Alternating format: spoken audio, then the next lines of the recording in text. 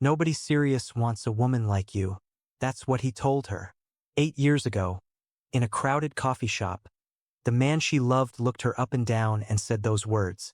Then he left her with the bill and walked out of her life. He thought he'd won. He thought he'd thrown away something worthless. He had no idea that one day he'd watch the richest man in America drop to one knee in front of 300 people and ask that same woman to marry him. And he had no idea that moment would be the last good moment of his life. This is the story of Cora Bennett. And the night everything turned around. Cora made the best cinnamon brioche in Boston. And it was slowly costing her everything she had. Her bakery sat on a quiet corner of Beacon Hill. A warm little shop called Sugar and Salt, with a hand-painted sign and a window that fogged up gold every morning while she worked. She was 30 years old. She wore a size 18, and she carried her soft curves under a flour-dusted apron. Her hands could turn butter and patience into something close to magic. But magic doesn't pay rent. The landlord had tripled the price. A fancy chain cafe had opened 2 doors down, with big money behind it and prices Cora couldn't match. So that cold Tuesday night, after she locked up, Cora sat at her little counter and stared at a stack of red overdue notices. She did the math again. The math never changed. In 6 weeks, Sugar and Salt would be gone. She didn't cry. Cora wasn't a woman who cried easily anymore. She had done all her crying 8 years ago, over a man. His name was Derek Calloway. They met young, back when Cora was a culinary student with big dreams, and Derek was a charming nobody clawing his way up. For 2 years, she believed he loved her. She cooked for him. She believed in him. She lent him money she didn't even have. And then a thinner, richer girl from a good family smiled at him, and Derek dropped Cora like she was nothing. He did it in public, where she couldn't make a scene. She asked him why, her voice shaking, and he just gave her that small, pitying smile and said it. Come on, Cora. Be realistic. Nobody serious wants a woman like you. Not in the world I'm trying to get into. Then he left, and he stuck her with the check. That sentence had lived in her chest like a splinter for 8 years. Derek had done well for himself since then. Cora knew, because the city is small and the gossip pages are cruel. He'd married, divorced, and now he was engaged again. This time to Tiffany Ashford, only daughter of the Ashford Hotel family. Old money, the kind of people who summer in Newport and have their name on a museum wall. Derek had finally clawed his way all the way into the world he threw her away for. Cora pushed the splinter back down. She locked the bakery and went home. What she didn't know was this. That very morning, the man who would change her whole life had walked into her shop, and she'd been too busy to even look up and see who he was. Sebastian Kane did not stand in line for coffee. Ever. He was 38. He was the founder of Kane Hospitality Group, hotels and restaurants all over the world, worth $11 billion. The world rearranged itself around him. But that morning he was tired. He wore a plain coat, and he just wanted to be nobody for 20 minutes. So he ducked into a little bakery on Beacon Hill. And what he found there stopped him cold. It wasn't just the brioche, though it was the best thing he'd tasted in 10 years.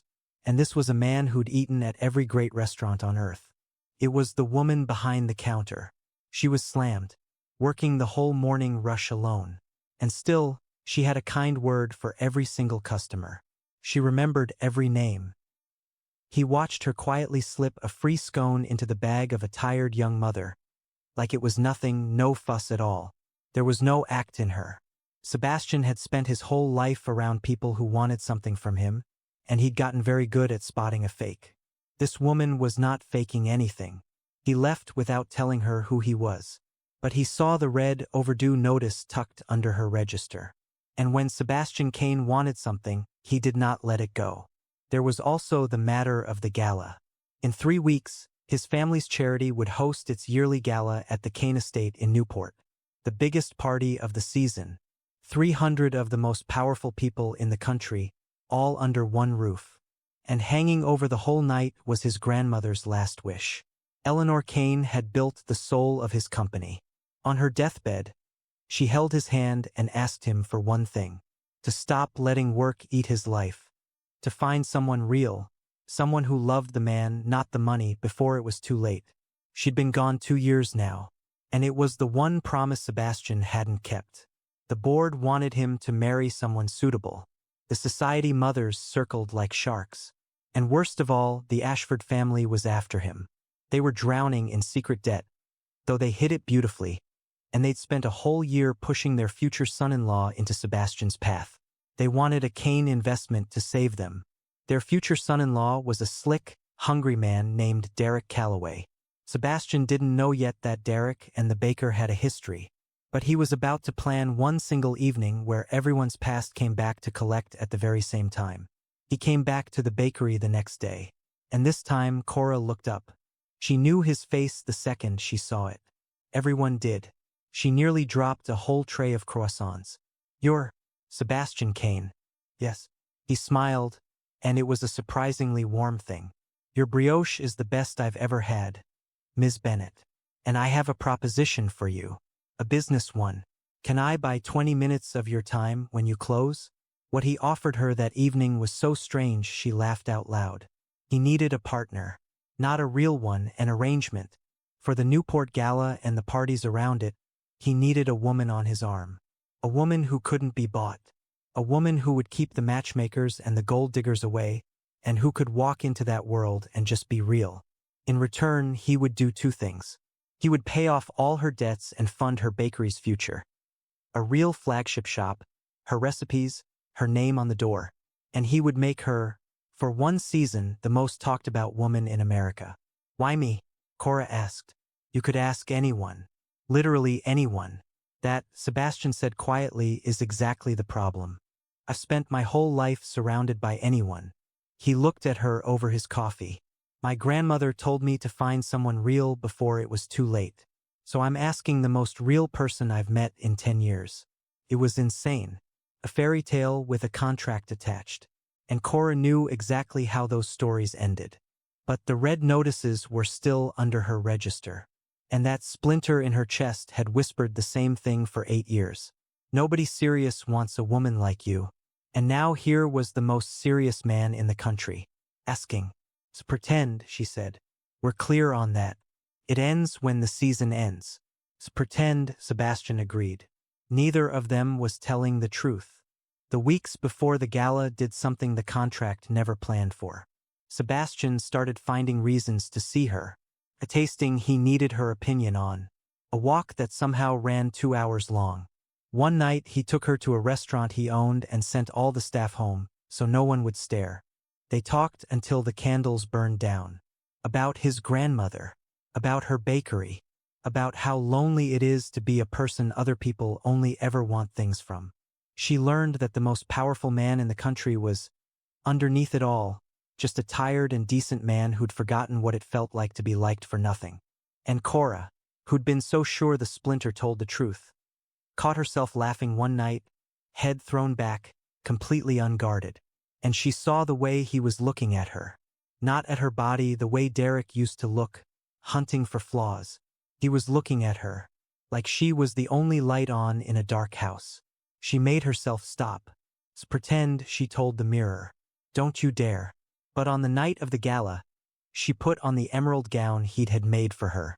And when she looked in the mirror, really looked, she didn't see the girl who got left with the bill.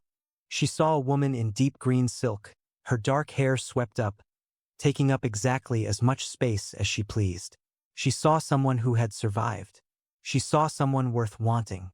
She had no idea she was about to come face to face with the man who'd told her she wasn't. The Kane estate in Newport glowed against the black ocean like a ship made of light. 300 guests in silk and diamonds. Ballrooms that opened onto a terrace high above the sea. And Cora Bennett walked in on the arm of Sebastian Kane. The whole room turned to look. Every head. Every whisper. Who was the mystery woman the most eligible billionaire in America had finally brought home? And for the first time in her life, Cora walked into a room full of powerful people and did not shrink. She lifted her chin. And she let them look. It took her 20 minutes to find Derek. He was across the ballroom in a sharp tuxedo, one hand on the waist of a thin, brittle blonde, Tiffany Ashford. Cora knew her from the papers. Derek was working the room the way he always did, all teeth, all confidence. And then his eyes landed on Cora. And the confidence cracked. He crossed the floor toward her almost at once, leaving his fiancée mid-sentence. He couldn't help it. He had to know. Up close, his smile still had the old cruelty in it. The pity dressed up as kindness. "Cora?" he said, loud enough to turn heads. "My God, Cora Bennett. What on earth are you doing here?" His eyes did the old up and down sweep, hunting for flaws. Then he dropped his voice into a stage whisper, the kind that's meant to be overheard. "Did you cater the party? You always were handy in a kitchen." He laughed. "Honestly, sweetheart, I'm glad I ran into you. I felt bad for years about how it ended. But come on. You and I both know nobody serious wants a woman like you. Not in a world like this one." He waved a hand at the chandeliers, the diamonds, the sea. "Look where I am now. Look where you are. We both got exactly what we were always going to get." The little crowd around them went quiet, the way a crowd goes quiet when it smells blood. And here is where, in the old version of the story, the man would step in and save her. But Cora Bennett had spent 8 years swallowing this exact moment. And she was done swallowing. She smiled. Slow, warm, completely unbothered. She set her champagne down on a passing tray, so her hands were free. And she said it clear, loud enough to carry across the whole silent floor. "Derek, you've had 8 years to think of something to say to me. And that's still the best you've got?" A few people laughed. She tilted her head. "You're right about one thing, though. We did both get exactly what we were always going to get. You spent your whole life trying to marry your way into a room." She glanced, calm as anything, at the shaking Ashford heiress, then back at him. "And I just got invited." This time the laugh that went through the crowd was not on her side. Derek's face went blotchy red. And that was the exact moment Sebastian Kane walked up beside her. He slid a hand to the small of her back. And he asked the whole silent ballroom one quiet question. "Is there a problem here?" 300 people watched it hit Derek's face. Watched him slowly understand. The woman he'd just humiliated in front of everyone was standing on the arm of Sebastian Kane. The Sebastian Kane. The man Derek's future in-laws had spent a year and most of their money trying to charm. The most important man in Derek's entire future. "Mr. Kane," Derek stammered, all the blood draining out of him. Cora and I are old friends. We were just—" "I heard exactly what you were just," Sebastian said. He didn't raise his voice. He never needed to. "You told this woman that nobody serious wants her. In my home. At my grandmother's gala." He let it hang there in the air. Terrible and quiet. "Let me correct that, Mr. Calloway. In front of everyone. Since you like an audience." And then Sebastian Kane, billionaire, the most eligible man in America, turned to Cora. He took both of her hands.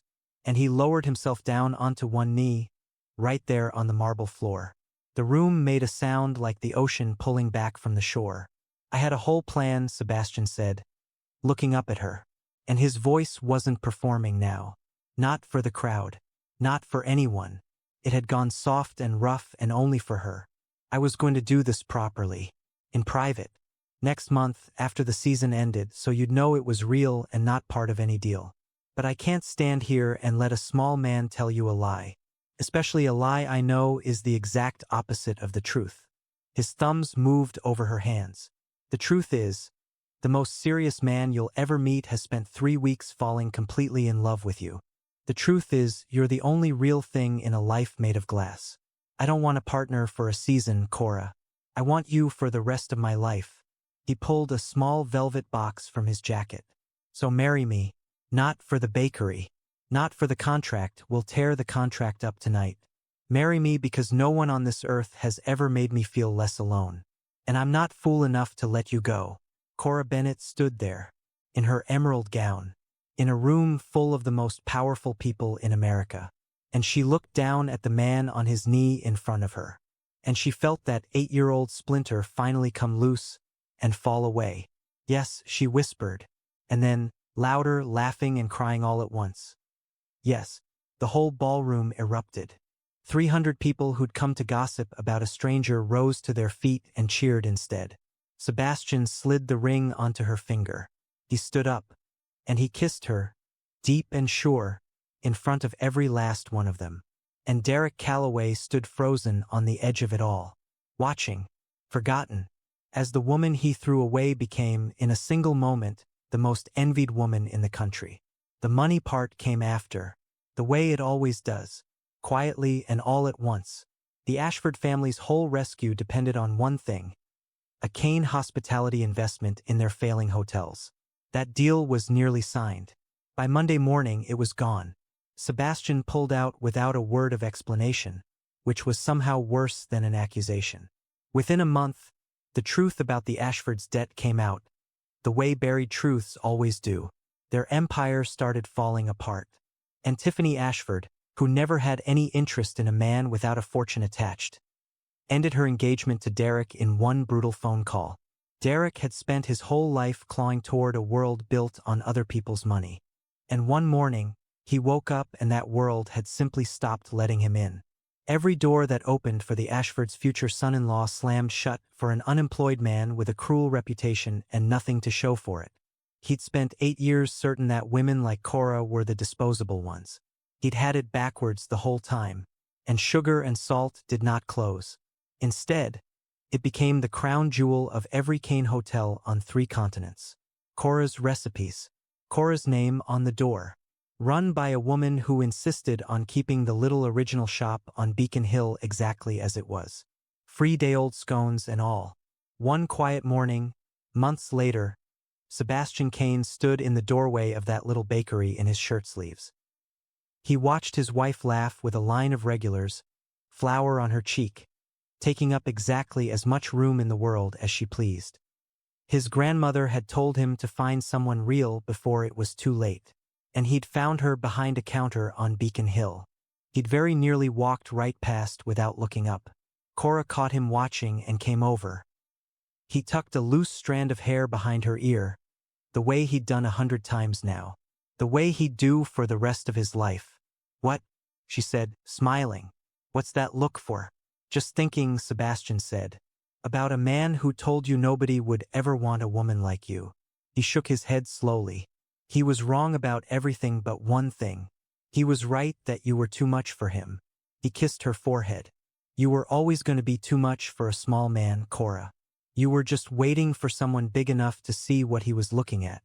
And Cora Bennett, baker, survivor, the most wanted woman in any room she chose to walk into, leaned into the only person who had ever seen all of her and wanted every single part. And she finally understood what that splinter had never let her believe. She was never the woman nobody wanted. She was just waiting to be wanted by someone worthy of her.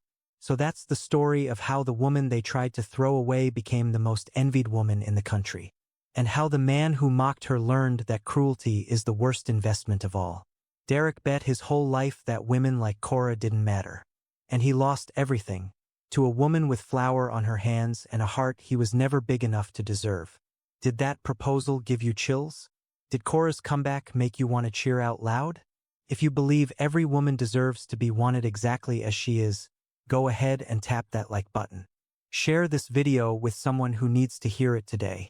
And subscribe and ring that bell for more powerful stories about love, dignity, and second chances. And tell me down in the comments, what would you have said to Derek in that ballroom?